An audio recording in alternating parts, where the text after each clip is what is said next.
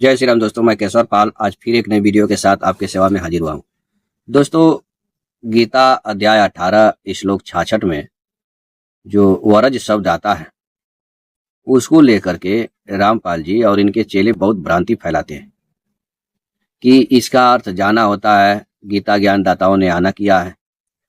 तो आज हम इसी को विस्तार से देखने वाले हैं और इनकी इस पुस्तक गहरी नजर गीता में भी दिखाएंगे कि रामपाल जी ने वहाँ कितना गुमराह करने का प्रयास किया है।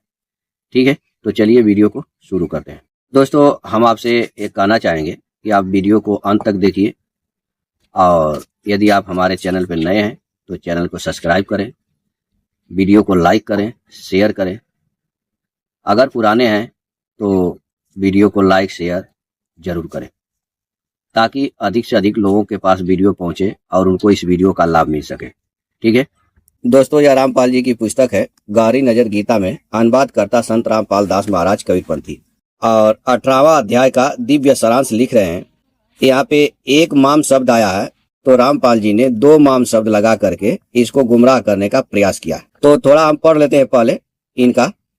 गीता अध्याय 18 श्लोक 62 में जिस परमेश्वर की शरण में जाने को कहा है, इस श्लोक 66 में भी उसी के विषय में कहा है कि माम मेरी सर्वधर्मान संपूर्ण पूजाओं को।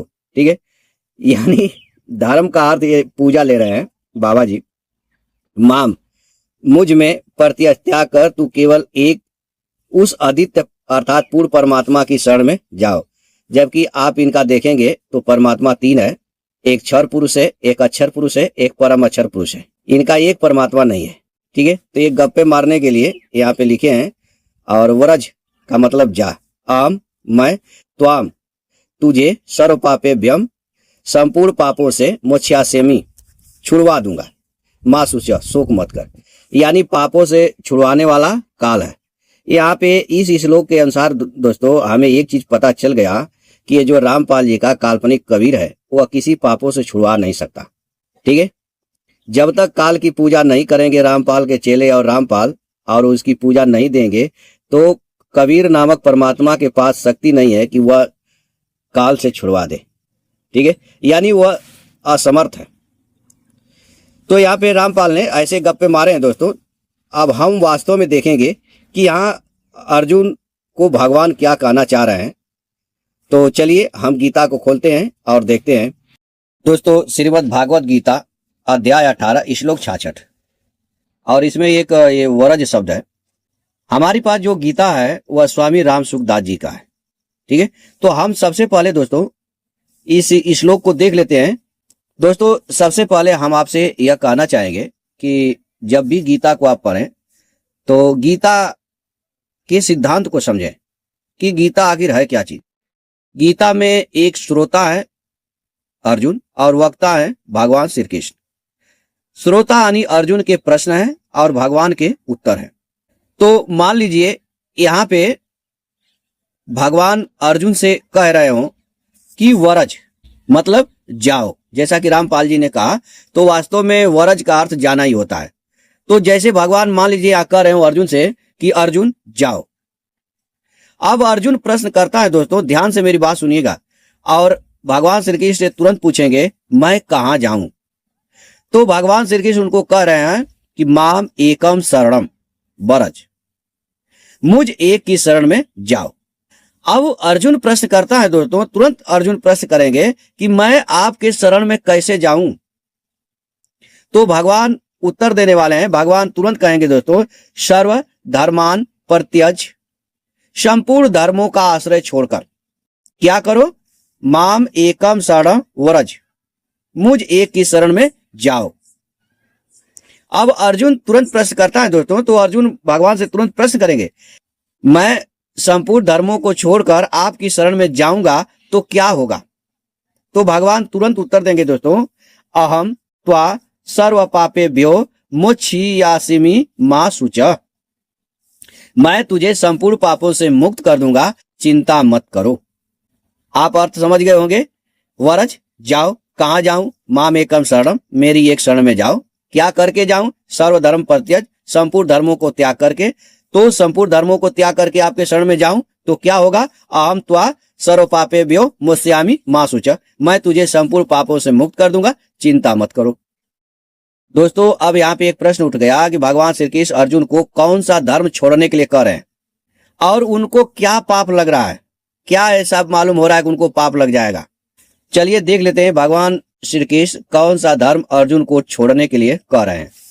तो दोस्तों अर्जुन गीता अध्याय 1 के 21वां-22वां श्लोक में भगवान से कहते हैं, ध्यान दीजिएगा, कि हे अच्युत, दोनों सेनाओं के मध्य में मेरे रथ को आप तब तक खड़ा कीजिए जब तक मैं युद्ध क्षेत्र में खड़े हुए इन युद्ध की इच्छा वालों को देख न लूं कि इस युद्ध रूप युद्धोग में मुझे किन किन के साथ युद्ध करना योग्य है।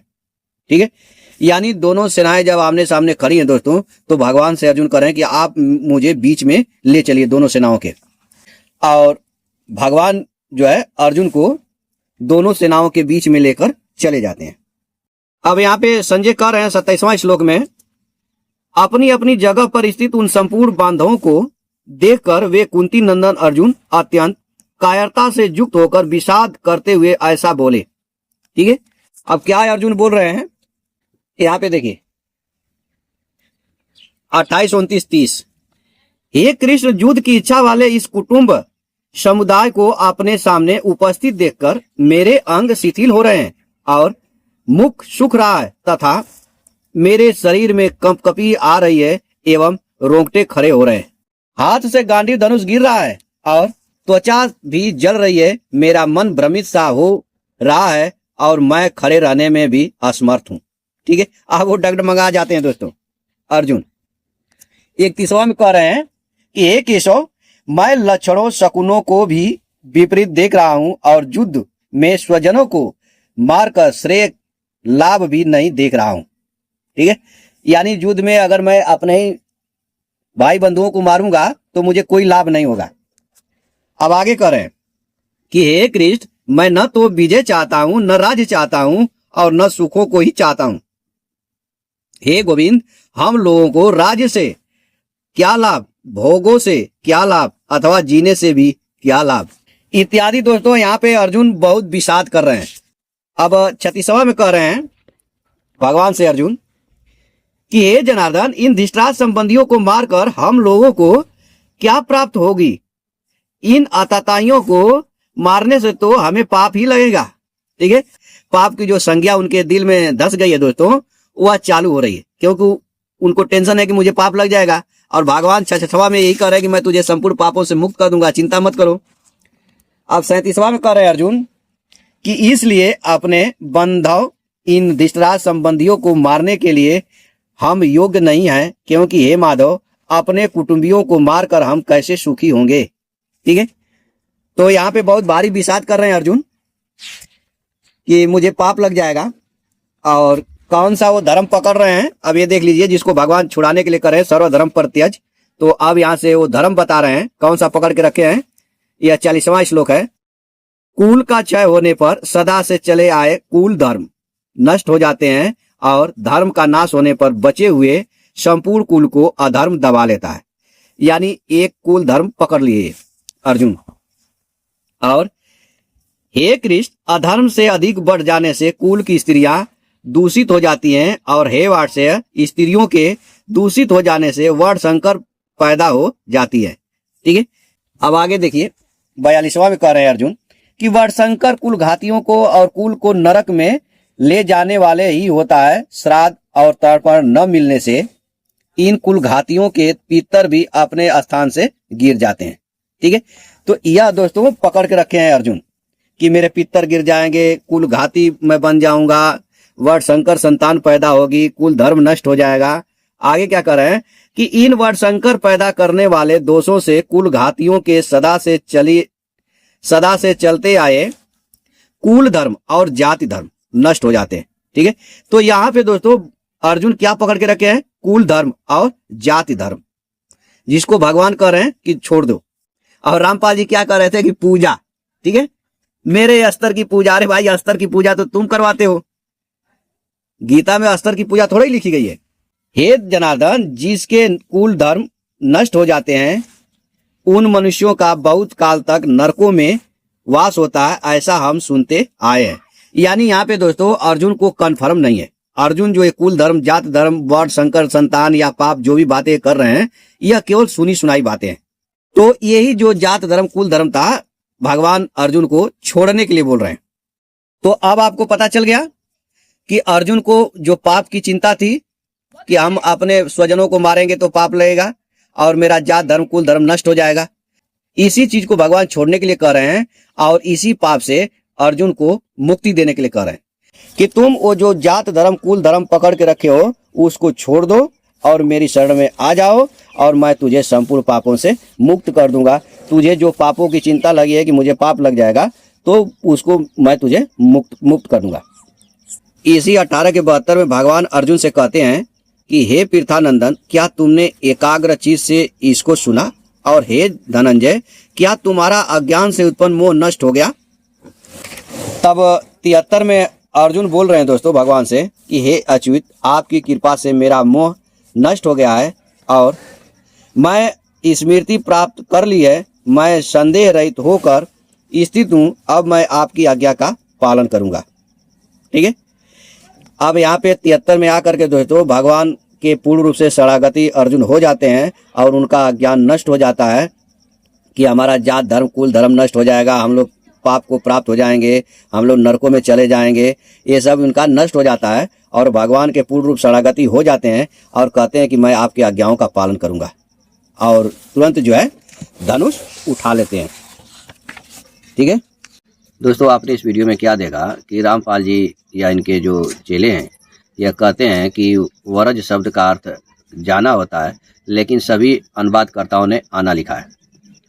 तो दोस्तों आप कल्पना कीजिए, यदि आप कहीं रास्ते में हो और आपसे कोई व्यक्ति मिले और वो बोले कि मुझे अमुक चीज़ चाहिए, तो आप उसे क्या कहोगे? यही कहोगे कि आप मेरे घर जाओ, वह वस्तु मिल जाएगी, या मेरे घर आ जाना, वह वस्तु मिल जाएगी। ठीक है। तो इस श्लोक में भगवान अर्जुन से यही कहना चाह रहे हैं कि अर्जुन, जो तुझे कुल धर्म, जाति धर्म और पाप का डर लगा हुआ है, तू मेरे शरण में आ जा या मेरे शरण में चला जा, मैं तुझे संपूर्ण पापों से मुक्त कर दूंगा। तुम चिंता मत करो। ठीक है। तो हम आशा करेंगे दोस्तों कि आपको यह श्लोक समझ में आ गया होगा। तो आज के लिए इतना ही, फिर मिलेंगे नेक्स्ट वीडियो में। तब तक के लिए जय सीताराम।